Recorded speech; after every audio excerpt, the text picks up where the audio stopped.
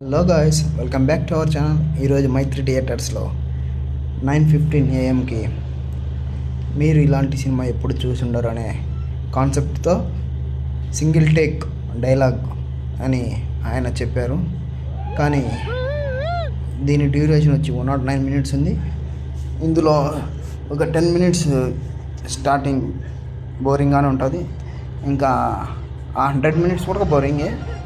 కాకపోతే ఒక middle class వాడు తీశాడు కాబట్టి మనం సినిమా మొత్తం చూడాలని చూసాం తప్ప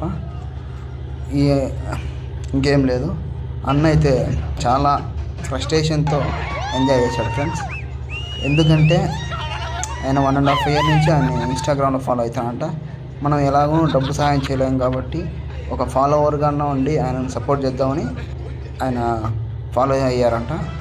కానీ చాలా డిసప్పాయింట్ చేశారు.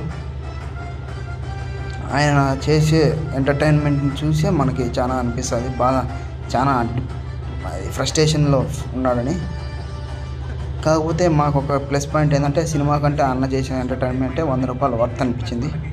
ఒకవేళ మీరు చూసింటే ఏ హాల్లో చూసారో చెప్పి కామెంట్ చేయండి ఫ్రెండ్స్. మీకు ఎలా అనిపించిందో కామెంట్ చేయండి.